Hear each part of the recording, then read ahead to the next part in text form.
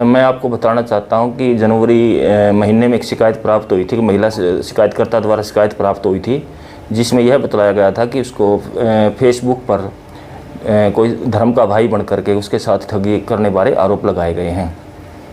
इन आरोपों के आधार पर साइबर थाना सिरसा द्वारा नेटवर्किंग के माध्यम से बिहार में जाकर के रेड की गई, जहां पर आरोपी राहुल कुमार पुत्र ललन राम वासी पटना को विधि अनुसार गिरफ्तार किया गया।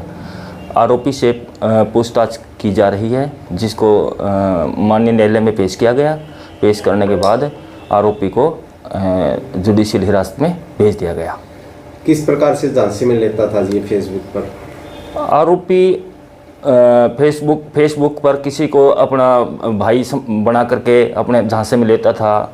हमारे पास जो शिकायत प्राप्त हुई थी उसमें आरोपी द्वारा आरोपी के साथ और जो सह आरोपी थे जो जिनकी गिरफ्तारी अभी बकाया है, उनके द्वारा दोस्ती बना करके या उसका धर्म का भाई बन के शिकायतकर्ता को उसके साथ 12,50,000 रुपये की ठगी की गई थी, जिस पर आरोपी ने इस संबंध में हमारे को शिकायत दी थी। शिकायत के आधार पर हमने आरोपी को बिहार पटना से गिरफ्तार किया गया।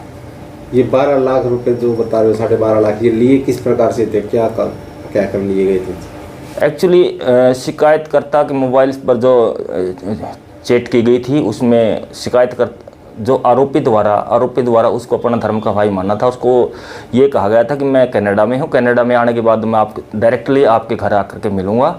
इस पर अगले दिन उसने उसी शिकायतकर्ता को फ़ोन से फिर सूचना दी कि मैं दिल्ली एयरपोर्ट पे आ चुका हूँ, मेरे को कस्टम विभाग ने पकड़ लिया है और मेरे पास सोना है, जिसको सोने को ये जब्त कर सकते हैं और मेरे को 8 लाख की सख्त ज़रूरत है। और झांसे में लेकर के शिकायतकर्ता को 8 लाख रुपये ऐंठ लिए। कुछ देर बाद ही फिर दोबारा उसके मोबाइल फ़ोन पर कॉल आती है कि मैं आपका भाई बोल रहा हूँ और मेरे को पुलिस विभाग ने अरेस्ट कर लिया है और मेरे को 4 लाख रुपए की ज़रूरत है और मैं आकर के आपका सारा पैसा वापस लौटा दूंगा। इस झांसे में लेकर के शिकायतकर्ता को झांसे में लेकर के तुरंत 12,50,000 रुपये की ऑनलाइन ठगी कर ली, जिस पर इस आरोपी राहुल को साइबर थाना द्वारा गिरफ्तार किया गया। इस मामले में इसे राहुल नाम का जो आरोपी है, इसका क्या रोल है वैसे? राहुल नाम का जो आरोपी था, इसने जो सिम यूज हुआ था, जो जिस खाते में पैसे गए थे उस खाते में जो मोबाइल यूज किया गया था और वो मोबाइल नंबर जिस मोबाइल नंबर में चलाया गया था वो उसका EMI नंबर इस राहुल के पास था। उसी आधार पर इसको आरोपी बनाया गया है और इसके द्वारा पैसे ATM से पैसे विड्रॉल करे गए हैं, जो पैसे फ्रॉड द्वारा लिए गए थे और आगे किसी तस्कर को आगे भेजे गए हैं। तो ऐसे आरोपियों को कोई वार्निंग भी देना चाहोगे?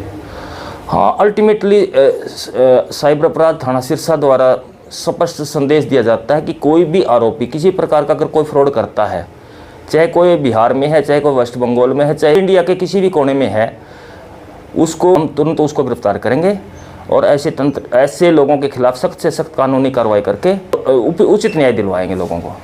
अपील भी करना चाहोगे? अब मैं पार्टिकुलर आम जनता से यह अपील करना चाहता हूं कि ऐसे ऑनलाइन के ठगी के मामलों में अपने आप को सचेत रखें, किसी भी प्रकार की दोस्ती ना करें फेसबुक पे। अगर किसी से दोस्ती उससे पहले उसकी अच्छी तरह जान पहचान करके ही उससे दोस्ती करें और किसी भी प्रकार का साइबर फ्रॉड होने से पहले अपने आप को कई बार सोचें। ऑनलाइन गेमिंग ना करें, ऑनलाइन बिजनेस ना करें और किसी भी प्रकार का क्लिक करने से पहले अच्छी तरह जांच पहचान करके ही उस डाउनलोड करें उसकी किसी भी रिक्वेस्ट को। जो आरोपी पकड़ा गया उससे कोई बरामदगी भी हुई है सर? फिलहाल तो उसका मोबाइल उससे बरामद किया गया है। मोबाइल से काफ़ी सारी एविडेंसेस हमें प्राप्त हुई हैं। उसी के आधार पर आगे अन्य आरोपियों की गिरफ्तारी बकाया है, जिसको शीघ्र अतिशीघ्र गिरफ्तार करके माननीय न्यायालय के सम्मुख पेश किया जाएगा।